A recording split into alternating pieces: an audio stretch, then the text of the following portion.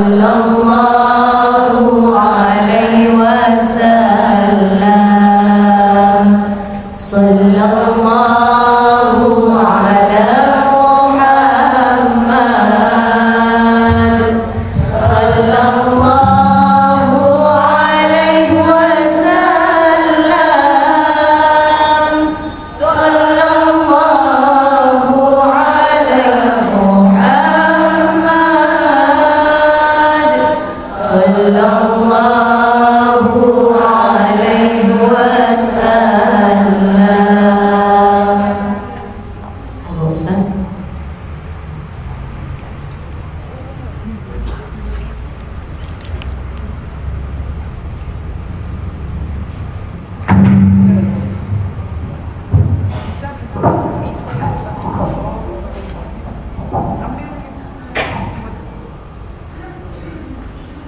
Bismillahirrahmanirrahim.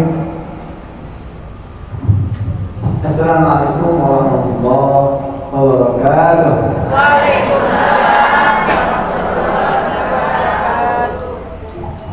Alhamdulillah, wassalatu wassalamu ala Rasulillah Muhammad bin Abdullah wa ala alihi wa ashabihi wa mawalah wa man ittaba'a hidayah yaumil qiyamah. Ba'd.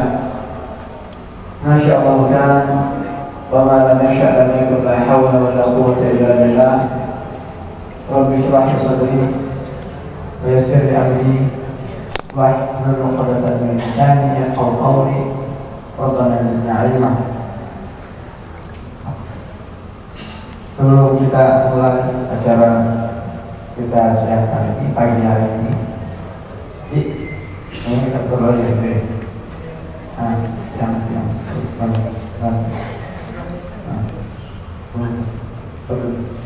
akan saksikan sedikit cuplikan video kebenaran kita kepada saudara kita yang sudah 101 hari kumpul di rumah di Bantai.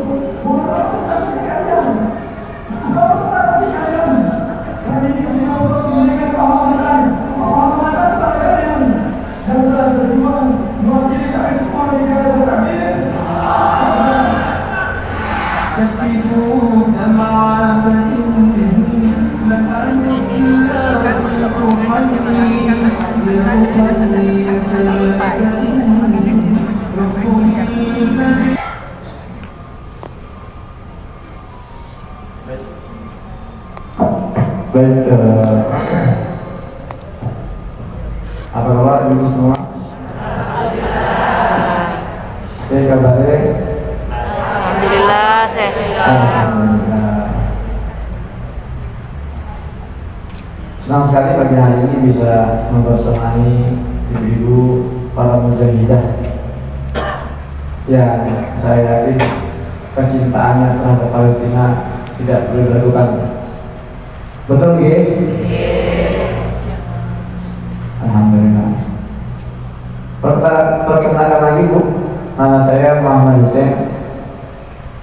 kulo Muhammad Hussein, kulo wong Bogor, kulo wong Bogor sanes wong Jawa, tapi kulo saged basa Jawa.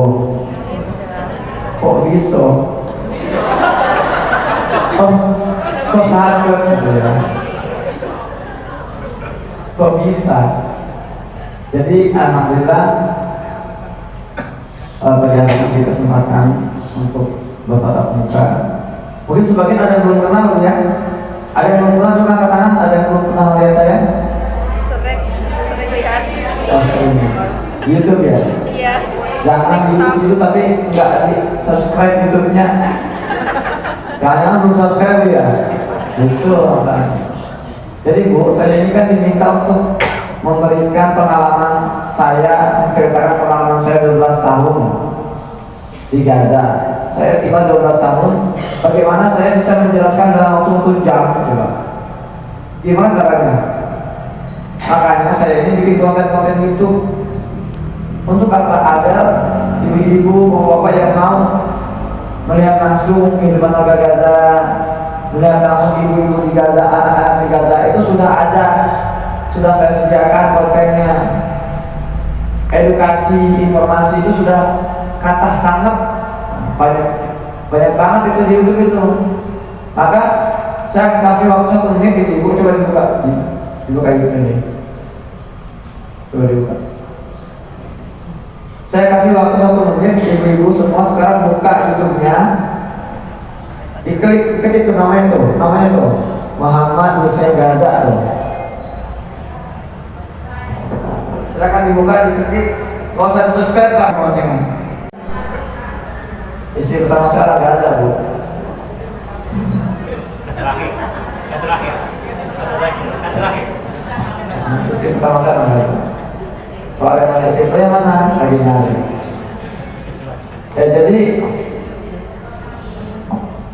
ini semua bermula dari pola edukasi ayah saya, ibu saya. Akan ada yang bertanya, Ustaz, bagaimana biar anak-anak kami itu bisa menjadi pejuang-pejuang Gaza gitu ya? Bisa setegar anak-anak Gaza. Pertama, ibunya juga harus teredukasi. Kita kalau mau punya anak soleh, kitanya soleh dulu. Kita mau punya anak pintar, kitanya pintar dulu. Ya harusnya. Artinya ibunya kan madrasatul ula. Madrasah pertama anak itu ibu. Jadi yang bisa membentuk mental dan pribadi anak kita itu yang paling besar ibu-ibu ini. Di Gaza itu kenapa anak-anaknya kok tegar banget, sabar banget, cerdas banget? Karena ibu-ibunya tegar, ibu-ibunya kuat. Jadi nular ke anak-anak mereka. Coba dibuka apa yang terlalu itu sosial Instagram. Anak kecil dia Tuhan, dia masih kita semua inspirasi. Coba ibu pada punya Instagram ya? Jangan belum follow Instagram saya, jangan ini. Waduh, gimana ini? Ya. Coba ke Instagram saya tuh. Namanya M Hussein. Guys, apa sih? M Hussein Gaza 01. Coba dibuka data kecil tadi ya. Bagaimana akan-akannya? Itu nggak usah besar ya? Atau antum mayatikum mathalul ladzina khalau min qablikum, kata Allah berfirman, apakah kalian yakin kalian akan masuk surga sementara kalian ini belum diuji sebagaimana orang-orang terdahulu itu diuji oleh Allah? Masuk sumul ba'sa mereka ini kesusahan, mereka ini terkena bencana, wazulzilu, terguncang, hatta yaqula Rasulullah sampai Rasulullah SAW dan orang-orang para sahabatnya bertanya, mata Rasulullah, mana, kapan pertolongan Allah yang datang, kapan? Kok lama banget? Nabi dan para sahabat sempat menanyakan kepada Rasulullah, ala inna nasallahi qarib. Allah menjawab, ketahuilah wahai nabiku, wahai umatku, wahai hambaku, inna nasallahi qarib. Pertolongan Allah itu dekat. Itulah yang diyakini oleh anak-anak Gaza. Mereka yakin bahwa Allah nggak mungkin tinggalkan mereka. Allah pasti sedang menyaksikan mereka bersabar, tegar. Itu pelajaran pertama kita ambil dari Gaza. Kondisi terakhir Gaza gimana, Bu? Sudah 101 hari ini. Beberapa hari yang lalu saya dapat kabar dari Gaza. Ada yang menulis status di media sosial, dia bilang, hari ini kami baru saja memakamkan 2 anak kami yang mati kelaparan. Itu yang terdeteksi, tapi yang terdeteksi itu banyak, mungkin ratusan yang mati kelaparan di Gaza. Kami hari ini bertahan hidup dengan makan dedaunan. Keluarga kami yang terluka itu tidak bisa dirawat dan mereka mati terbunuh perlahan-lahan karena nggak rawat. Gaza ini, Bu, isinya ada 2,3 juta. Tahu Bu berapa ambulan yang mereka miliki sekarang yang masih aktif? Cuma 6. Cuma ambulan harus menghandle 2,3 juta warga Gaza. Kenapa kok bisa mereka seperti itu? Dibantai di depan mata kita. Karena kita ini gak serius bantu Palestina. Kita sudah serius atau belum, Bu? Kita sudah serius atau belum? Kita belum serius. Kita ini masih angin-anginan. Suatu hari saya diundang oleh sahabat saya, anak muda di Gaza. Saya diundang ke kantornya. Saya diajak ngopi bareng sama dia. Curhatlah dia di situ. Akhir Muhammad Hussein, antum tahu gak betapa kami ini sangat kecewa terhadap umat Islam? Kan kecewa berat. Kenapa saya? Kenapa anda kecewa? Kenapa anda marah? Apa dia bilang? Kenapa kok umat Islam di dunia ini tidak mau memperhatikan Palestina, nggak mau menoleh ke arah kami, nggak peduli, abai? Kami dibunuh setiap hari, kami di teror setiap hari, rumah kami dijarah setiap hari. Kenapa mereka ini baru mau menoleh ke arah kami ketika media-media mainstream memberitakan anak-anak kami dibunuh? Baru mereka mau menoleh ke arah kami. Kenapa sih umat Islam ini kok nunggu dulu darah-darah kami mengalir deras, anak-anak kami dibunuhi, rumah kami dihancurkan, baru mereka mau menoleh ke arah kami? Apakah sehina itu kami? Apakah serendah itu kami sampai kami harus mengorbankan nyawa kami dulu untuk sekedar diperhatikan oleh umat Islam? Itu masalah kita hari ini. Kita masih nunggu dulu kalau kredit kami baru kita semua menengok ke arah Palestina menangis berjamaah. Ketika media-media mainstream sudah mulai surut, sudah mulai tidak memberitakan Palestina, kita tidur lagi, kita abai lagi, kita cuek lagi, betul Bu ya? Itu penyakit kita hari ini. Kenapa? Karena kita nggak serius dalam Palestina, masih musiman. Dari 12 bulan setahun, cuma sebulan 2 bulan kita tidurnya, 10 bulannya apa? Tidur kita, sibuk lagi oleh kehidupan kita. Seolah-olah Palestina sudah merdeka, seolah-olah tidak, Masjid Al-Aqsa sudah tidak lagi disandera, dijajah. Padahal itu Zionis Israel, Amerika, Inggris, itu mereka menjajah Palestina itu udah musiman, nggak angin-anginan. Setiap hari mereka itu. Kita memperjuangkan Palestina masih dengan yang sisa, tenaga sisa, harta sisa, waktu sisa, energi sisa, pikiran sisa. Kenapa yang sisa? Apa kita nggak yakin bahwa Masjid Al-Aqsa itu masih kita? Kenapa kita menjadikan perjuangan Palestina ini sebagai perjuangan sampingan? Kenapa? Padahal orang Barat itu tidak pernah menjadikan Palestina sebagai proyek sampingan. Orang Barat ini menjajah Palestina, Zionis ini menjajah Gaza itu dengan seluruh kekuatan mereka, itu kekuatan sisa. Mereka menjajah Gaza dengan seluruh energi mereka, enggak energi sisa. Seluruh harta mereka, enggak harta sisa. Kok kita ini yang mengaku muslim, yang mengaku cinta terhadap para nabi, hari ini melihat negeri para nabi dibantai, dijajah, kok masih memperjuangkan dengan tenaga sisa itu kenapa? Palestina ini bukan sekedar negeri, ini Palestina negeri pilihan Allah. Dalam sebuah hadis Nabi Muhammad SAW bersabda, ketika kita hari ini melihat fenomena di Palestina, semua negara diam, cuma ada dua yang bergerak. Pertama Yaman, satu lagi Irak. Yaman bergerak dengan memblokade jalur laut Israel. Irak bergerak dengan menyerang pangkal-pangkal militer Amerika di Irak. Kemana Indonesia serangannya? Juli susah dibelah. Itu nggak masuk kategori serangan mematikan. Kemana Malaysia? Kemana Turki? Kemana Afrika paling mantap? Cuma apa?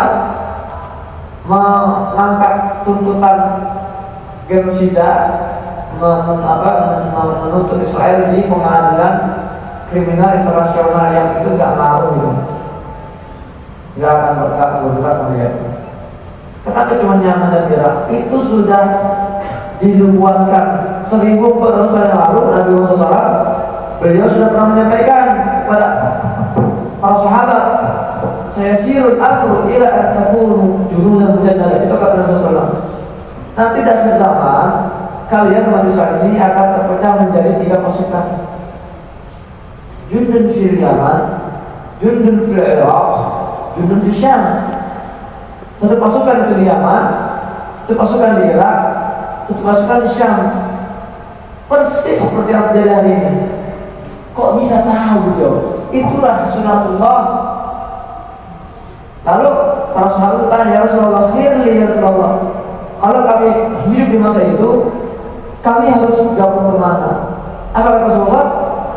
Alaika bisyam, fa inna safwatu biladillah, yuskinha khiratun khalqih. Kalian kata Rasulullah, gabunglah dengan Syam, Palestina sekitarnya. Kenapa? Inna safwatu biladillah, kembali Syam itu adalah negeri pilihan Allah. Jadi banyak negeri di dunia ini, ada negeri Asia, Eropa, Afrika, Amerika. Allah memilih Syam sebagai negeri pilihan yang paling spesial itu. Yaskunna khawatun khalqih, dihuni oleh hamba-hamba terbaik. Siapa hamba-hamba terbaik ini, Bu? Para nabi. Kita selama ini mendengar cerita para nabi, bahkan kita menceritakan kisah para nabi kepada anak-anak kita. Kita hari ini hanya menceritakan mereka nama-nama nabi dan mukjizatnya. Contoh, siapa nabi yang paling ganteng, Bu? Yusuf. Nabi Yusuf. Siapa nabi yang enggak mempan dibakar? Ibrahim. Siapa nabi yang bisa bicara dengan hewan? Sulaiman. Siapa nabi yang bisa menghidupkan orang mati? Nabi Isa. Siapa nabi yang membelah lautan? Musa. Nabi Musa. Sekarang kalau saya tanya, Nabi Ibrahim ini uang pundi? Palestina. Orang mana Nabi Ibrahim ini? Tuh kan? Kenapa kita kalau bertanya itu, beliau orang mana sih? Nabi Ismail itu orang mana? Nabi Ismail itu lagi di mana? Nabi Ismail di mana? Nabi Ismail di Arab. Arabnya di mana? Arabnya di Projo. Apa di Sidoarjo? Itu masalah kita. Jangan cuma fokus mukjizatnya. Nabi Ibrahim itu, Bu, itu lahirnya di Irak, tapi hijrahnya ke Palestina. Tinggal di Palestina, berdomisili di Palestina. Sama kayak saya lahir di Bogor, hijrah itu Palestina. Nabi Ibrahim punya anak 2, Nabi Ishak, Nabi Yakub. Saya juga anak 2. Ismail. Ismail. Nah, ada tes yang tidak apa. Ada ngomong kemarin. Nabi Ibrahim punya anak dua, Nabi Ishak dan Nabi Ismail. Itu dua-duanya butuh orang Palestina, lahir di Palestina. Cuma Nabi Ismail ditanam di mana? Di Mekah bersama Hajar, Siti Hajar. Di situ Nabi Ismail membangun peradaban. Turun-turun generasinya melahirkan seorang Nabi Muhammad SAW. Dari Nabi Muhammad ini cucunya Nabi Ismail. Artinya Nabi Ismail ini melahirkan Nabi Ibrahim, ada dari situ. Nabi Ishak, anak kedua Nabi Ibrahim, itu lahirnya di Palestina dan sekarang di Palestina, tinggal di Palestina. Nabi Ishak punya anak siapa namanya, Bu? Yakub. Nabi Yakub, itu orang Palestina. Nabi Yakub punya anak yang paling ganteng siapa namanya? Yusuf. Nabi orang Palestina. Nabi Dawud, Nabi Sulaiman, Nabi Zakaria, Nabi Yahya, Nabi Isa, itu orang Palestina. 25 Nabi dan Rasul yang disebut dalam Al-Quran itu 19 diantaranya itu orang Palestina. Itu yang harus diajar kepada anak kita. Nah, Palestina itu negeri para nabi, itu negeri nabi kamu. Kita yang mengaku beriman kepada para nabi, ingin dikumpulkan di surga bersama para nabi, pengen, Bu? Nah, sekarang kok melihat negeri para nabi dijaga, dibantai, kita kok nggak gerah, kita nggak marah, kita nggak serius. Kenapa? Jangan-jangan ada masalah dengan keimanan kita.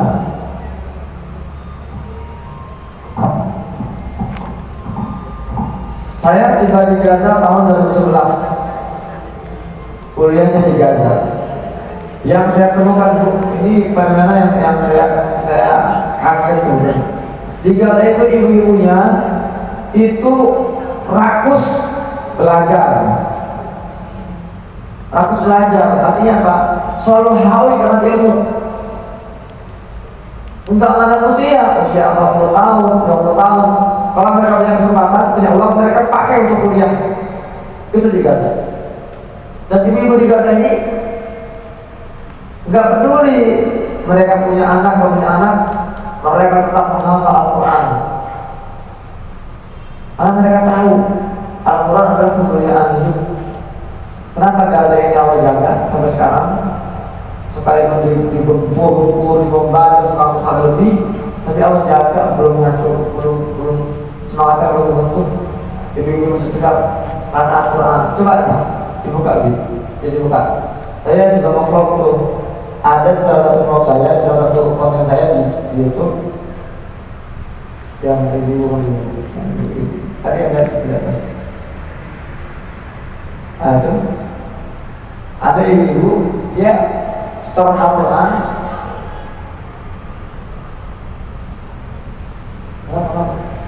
Senang ya berjumpa sebagai seorang ibu gitu kan. Ya, jadi kenapa anak-anak Gaza ini kok sudah cerdas, banyak yang hafal Al-Quran? Karena ibunya peduli, concern terhadap Al-Quran. Bagi yang belum lancar baca Al-Qurannya, belajar sampai lancar. Kalau sudah lancar, diperbagus bacaannya, baru habis itu menghafal Al-Quran. Nikmat menghafal Al-Quran itu. Karena awal-awal Rasulullah bersabda, man qara Al-Quran, iqra Al-Quran, wa innahu syafi'an li ashabi al-yawman. Bacalah Al-Quran, karena Al-Quran nanti akan datang di hari kiamat menjadi pemberi syafaat untuk yang membacanya. Ada hadis saya dapat Rasulullah, yarfa'allahu bi hadzal kitabi aqwaman wa yadhur bi akhirin. Allah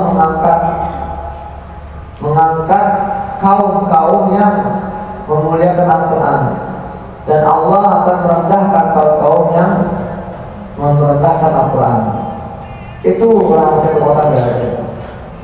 Nah, saya di Gaza sejak tahun 2011. 2012 itu pengalaman pertama saya hidup di tengah bombardir, bom sana sini. Kalau saya bilang bombardir, Bu, itu per hari itu bisa 1000 bom jatuh ke Gaza.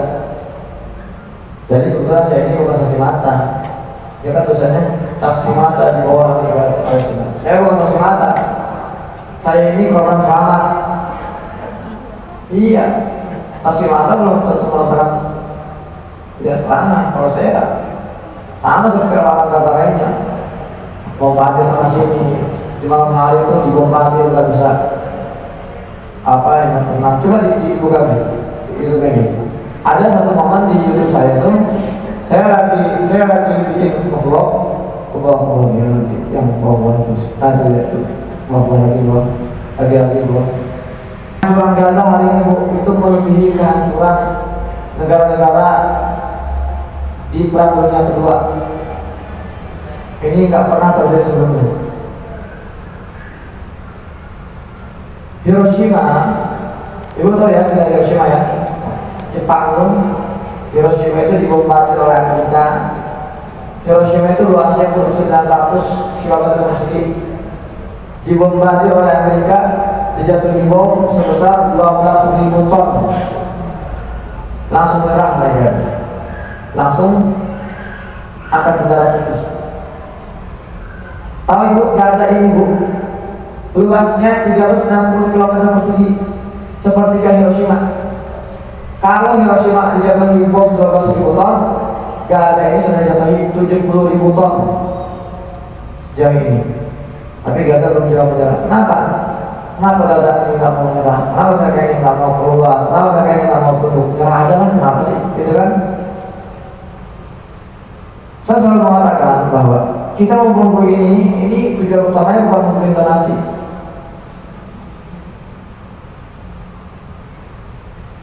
Karena ibu lihat ya, saya kalau bikin sepanduk ini bu, Palestina ini adalah jantung dunia. Jadi seluruh kekuatan barat dulu, timur barat, Persia, Romawi, Yunani, Babilonia, Mesopotamia, semua peradaban besar dulu itu kalau mau menjajah dunia, menguasai dunia, mereka harus menguasai Palestina dulu. Karena itu jantung dunia. Barang siapa menguasai jantung itu maka dia menguasai ini. Bukan ini pak, nasi satunya berbeda dengan saya dunia. Dimasukin. Nah, ini nggak harus. Itu pertama, ya. Dan stabilitas keamanan dunia itu tergantung pada Palestina. Dunia nggak akan selamanya nggak akan pernah stabil, nggak akan pernah normal kalau Palestina ini masih di bawah jajahan. Selalu. Itu baru benar, itu patokannya. Konflik di Suriah, konflik di Myanmar, konflik di Uganda, konflik di mana di Cina, itu nggak bisa diselesaikan secara parsial. Kita sekarang selesaikan dulu konflik di Indonesia, habis itu kita selesaikan di Cina, habis itu di Myanmar, nggak bisa. Selama akan terus bergejolak, selama Palestina bergejolak, ini jantungnya. Coba di zoom out. Kalau Palestina dinamakan jantung dunia, stop. Lihat ya, karena dia ini adalah titik yang mengikat 3 benua besar. Kesini wilayah ini kan namanya wilayah utara ya, timur, tenggara, selatan, barat daya, barat, timur laut Palestina ini namanya Asia, ya. Di wilayah barat daya ini namanya Afrika, benua Afrika. Kesana Asia, kesana sini Eropa. Jadi ini mengikat 3 benua besar, Asia, Eropa dan Afrika. Makanya itu yang berdiri berputar. Itulah rahasia kenapa Palestina dijajah. Karena barang siapa kuasai Palestina maka dia kuasai dunia. Makanya umat Islam kalau menguasai kembali dunia, satu catatannya apa? Kuasai Palestina, bebaskan Palestina dari penjajahan. Itulah kenapa Nabi SAW itu hidupnya tidak pernah tenang beliau selama belum bebas Palestina. Ada sebuah riwayat dari Siti Aisyah mengatakan, maka Rasulullah SAW yanamu ala firasyi qabla an yaqra salat Bani Israil al-Zumar. Kata Siti Aisyah, Kanjeng Nabi ini nggak pernah tidur di malam hari sebelum membaca surat Al-Isra, surat yang berbicara tentang Baitul Maqdis. Kenapa? Ada kerinduan di situ. Beliau ingin bersucacita. Maka setelah beliau membebaskan Mekah, Mekah, beliau langsung mengarah ke wilayah Baitul Maqdis. Ini Arab Saudi, Arab Saudi ya. Arab Saudi sih kan, Mekah, Madinah sebelah sini. Beliau peperangannya kalau kita lihat itu arah sini terus, arah sini, arah Palestina. Sampai sebelum beliau meninggal, beliau mengajukan seseorang mengirimkan pasukan terbaiknya ke arah Palestina untuk melawan Romawi. Kenapa beliau tidak mengarahkan pasukan ke sini dulu misalnya, atau ke sini, atau ke sana, atau ke sini? Kenapa ke sini? Karena jantung dunia beliau paham untuk menguasai dunia, umat Islam harus menguasai dulu Palestina. Itu kuncinya. Kita juga peduli sama pengungsi Rohingya, peduli, wajib kita bantu pengungsi Uighur, Cina, wajib kita bantu Afghanistan, Syria, wajib kita bantu. Tapi fokus utama kita adalah Palestina. Karena kalau kita sudah mengembalikan stabilitas keamanan di Palestina, otomatis seluruh konflik-konflik dunia akan selesai dengan mudah, akan dinetralisir dengan mudah. Termasuk Bu ya, ini kenapa saya selalu katakan, ini kita lagi di musim pemilu. Jangan terlalu berharap banyak pada calon presiden kita kali ini. Sepintar apapun dia, seganteng apapun dia, secerdas apapun dia, sebanyak apapun hafalan Al-Qurannya, misalnya 40 juz hafalannya gitu kan, sampai banyak. Gak ada ya, misalnya gitu. Itu gak akan menjamin kita umat Islam ini hidup sejahtera, gak akan menjamin. Selama Palestina ini tidak kita bebaskan, tidak kita perjuangkan ke seluruh jiwa dan raga kita, maka selama itu umat Islam akan hidup terhina di salah sini. Jelas Bu? Dan memang kalau masalah pemilu, kalau saya diambil, kalau saya pusing Bu, flow-nya kita ngajar aja. Langsung kalau kita fanatik sama satu pilihan, tidak usah. Jangan terlalu memforsir kita untuk pemilu ini. Karena itu sudah ditentukan. Pemilu ini kok mau presidennya 2 orang, 3 orang, 4 orang, tetap pada akhirnya yang dipilih cuma satu. Betul ya? Ada presiden 2, 3 ada, presiden 3 ada. Mau 3 orang, mau 4 orang yang nyapres, pada ujung-ujungnya presiden cuma satu. Jelas ya? Jadi itu terus saya tanya, apalagi pertanyaannya presiden? Terkadang udah tentang politik, tentang bagaimana kehidupan anak-anak di Gaza ya Bu, dan ya bagaimana ibunya itu bisa untuk kondisi saat ini, ya. kiat-kiatnya ibunya seperti apa? Itu mereka sekarang ya hidup seadanya, tinggal di pengungsian, berada ini kamar itu biasa. Dan pengungsian pun mereka tinggalnya di apa namanya, di tenda-tenda yang tipis. Kalau hujan-hujanan, kalau panas-panasan. Nah, masalah media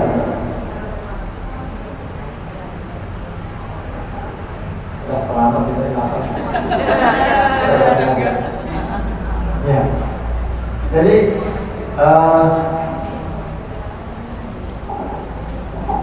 mereka sedang berjuang dengan 9 mereka. Anak-anak Gaza ini, masya Allah, saya juga banyak belajar dari mereka. Kata-kata mereka, senyum mereka. Coba dilihat ini, saya juga coba dibuka apa YouTube. Beberapa hari sebelum saya pulang ke Gaza, coba dibuka YouTube. Mana? Dipindahkan, nah, terus ke atas,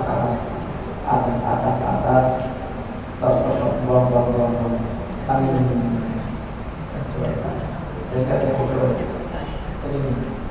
apa ini? Ini apa?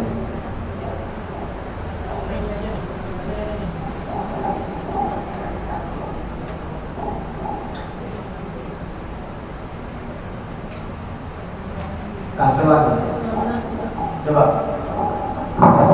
lihat pergerakan.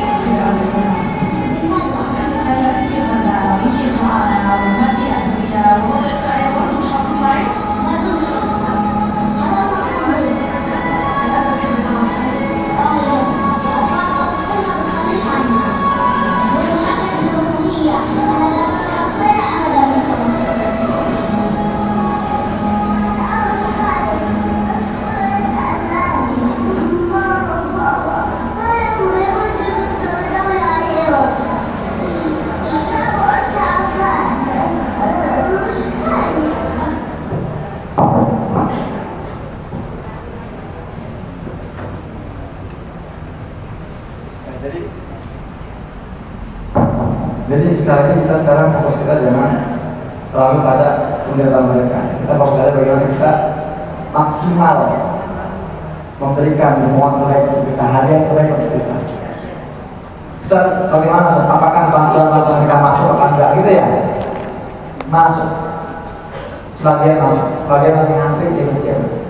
Kalau bantuan dari saya masuk. Ya, 3 hari lalu baru kirim 2,5 miliar ke Gaza. Kita akan kirim lagi dalam waktu dekat ini. Ibu mau nitip apa? Mau nitip gak? Saya punya lembaga namanya lembaga Yahya. Saya punya tim di sana yang bergerak terus membantu sana. Banyak sih lembaga manusia, banyak lembaga manusia yang sudah legal resmi. Tapi kalau ibu mau lewat saya, ibu mau lewat KNH kliniknya, mau saya kasih nomor rekening ibu. Coba semua sekarang dibuka HP-nya, dengan tulis tapi direkam video. Saya akan sebutin nomor rekening, dia itu bisa transfer ke Gaza. Silakan dibuka HP-nya. Dibuka HP-nya, rekam video.